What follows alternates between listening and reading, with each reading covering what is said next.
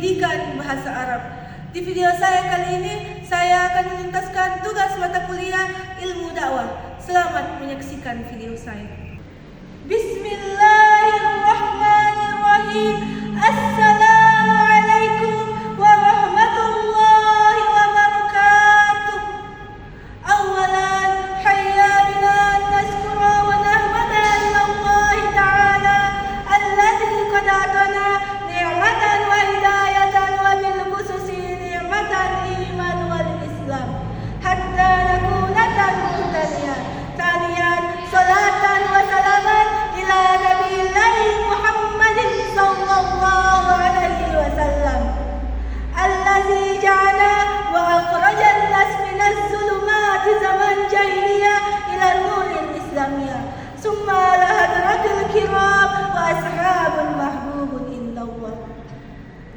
Salawat serta salam tak lupa pula kita kirimkan kepada panglimanya Padang Pasir, mahkotanya Abdullah, permatanya Siti Aminah, dan kekasihnya Siti Khadijah, yakni Nabi besar kita, Nabi Muhammad sallallahu alaihi wasallam. Karena dialah yang telah membawa kita dari alam yang gelap gulita menuju alam yang terang benderang. Dengan kata lain, akhrajan nas minaz zulumati ilan nur. Thayyib, mubasyaratan faqat, izinkan saya membawakan ceramah yang bertema kematian. Hadirin sekalian yang berbahagia, kematian merupakan jembatan pemisah antara kehidupan duniawi dan kehidupan ukhrawi. Setiap yang hidup pasti akan merasakan yang namanya kematian. Di dalam kehidupan kita seringkali dilewatkan pada berbagai macam kenyataan. Ada kenyataan yang menggembirakan dan ada pula kenyataan yang menyedihkan. Suatu hari kita lewati dengan tertawa, berselfie-selfie ria, tapi di hari lain kita lewati dengan penuh bergelima air mata. Roda kehidupan terus berputar, tidak ada yang dapat kita pastikan kecuali satu kepastian, bahwa kita semua akan merasakan yang namanya kematian. Semua nafas akan terhenti pada waktunya, semua keindahan dunia tidak ada artinya, cerita akhirat yang dulu kau dengar akan jadi nyata, angan-angan dunia akan jadi hampa, kecantikan yang dulu kau sombongkan, ketampanan yang dulu kau banggakan, semua jadi santapan cacing tanah. Harta yang dulu engkau simpan dan engkau tidak mau mengeluarkan, semua jadi rebutan orang yang mewarisi hartamu. Pada saat itu, penyesalan tidak ada artinya. Seburuk-buruk penyesalan adalah penyesalan di hari kiamat. Hadirin sekalian yang berbahagia, maka kita semua renungkanlah. Ada yang mengatakan usia senja ibarat lampu kuning dari Allah Subhanahu wa taala, supaya kita berhati-hati karena akan mendekati kematian. Adapun tanda-tanda kematian, yang pertama sudah mulai lupa ingatan, yang kedua sudah mulai susah berjalan, yang ketiga sudah mulai mengambil penglihatan, dan yang keempat sudah mulai pikun. Allah Subhanahu wa taala berfirman dalam Quran surah Al-Imran ayat 185 yang berbunyi, A'udzu billahi minasyaitonir rajim. Bismillahirrahmanirrahim. Kullu nafsin za'iqatul maut. Setiap yang hidup pasti akan merasakan kematian. Hadirin sekalian yang berbahagia, ada hadis yang berbunyi, An Abi Hurairah radhiyallahu anhu, qala Rasulullah sallallahu alaihi wasallam, aksiru nikrahani bil ladati ya'nil maut. Perbanyaklah mengingat pemutus kenikmatan, yaitu kematian. Hadis riwayat Ibnu Majah.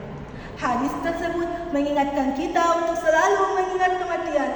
Karena kematian adalah hal yang mutlak, maka mengingatnya harus dilakukan di berbagai kondisi. Adapun beberapa faedah mengingat kematian. Yang pertama, menjadikan kita senantiasa beribadah dan beramal soleh. Yang kedua, mendorong kita dari bertobat dari dosa-dosa. Yang ketiga, menjadikan kita lebih menghargai waktu dan kesempatan yang kita miliki. Yang keempat, menjadikan kita lebih sabar dalam menghadapi segala macam cobaan dan musibah. Hadirin sekalian yang berbahagia, ingatlah bahwa di dunia ini ada kehidupan dan ada pula kematian. Kematian merupakan takdir yang sudah pasti yang tidak bisa kamu negosiasikan. Kematian sendiri merupakan gerbang pertama yang harus kamu lewati untuk mencapai akhirat. Prosesnya tidaklah mudah karena Rasulullah SAW bersabda dalam hadis riwayat Bukhari yang berbunyi, La ilaha illallah, inna lil mauti sakaratin. Tiada Tuhan selain Allah, sesungguhnya di dalam kematian terdapat rasa sakit. Ketika nyawa kita dicabut, napas kita akan tersengal, mulut terkunci, anggota badan kita tanpa daya. Pada saat itu, pintu taubat ditutup. Pada saat itu, tidak ada yang bisa menghindari kita dari sakaratul maut. Oleh karena itu, tanyakan pada diri kita sendiri. Sudah siapkah kita menghadapi kematian? Sudah cukupkah bekal yang kita miliki selama ini? Pantaskah kita bertemu Rabb kita? Layakkah kita ditempatkan di surga beserta kemewahan di dalamnya? Mudah-mudahan kita termasuk orang-orang yang beriman yang senantiasa mempersiapkan diri untuk kehidupan di akhirat kelak. Biar kita bisa mati dengan husnul khotimah, mati dengan ridha Allah Subhanahu wa taala. Hadirin sekalian yang berbahagia.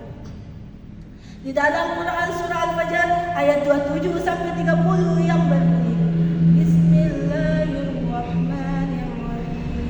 Ya ayyuhan nafsum mutmainnah arji ila rabbiki radiyatan mardiyah fadkhuli fi ibadi fadkhuli jannati. Wahai jiwa yang tenang, kembalilah dengan Tuhanmu dengan ridho dan diridhoi, lalu masuklah ke dalam golongan hamba-hambaku dan masuklah ke dalam surgaku. Maka dari itu, marilah kita senantiasa mengingat kematian agar kita dapat mempersiapkan diri dengan sebaik-baiknya. Kita harus memanfaatkan waktu dan kesempatan yang kita miliki untuk selalu beribadah dan beramal soleh agar kita dapat meraih kebahagiaan di akhirat kelak. Mudah-mudahan Allah Subhanahu wa taala memberikan kita taufik dan hidayah kepada kita semua agar kita bisa mati dengan keadaan tenang, mati dengan keadaan khusyuk. Amin ya rabbal alamin. Mungkin hanya itu yang bisa saya sampaikan. Kalau ada salah kata, itu murni datangnya dari diri saya sendiri, dan bila ada kebenaran, itu datangnya dari Allah Subhanahu wa taala. Unzur ma qala wa la tanzur man qala. Lihatlah apa yang saya sampaikan dan jangan melihat siapa yang menyampaikan. Wabillahi taufiq wal da'wati wal irsyad. Assalam.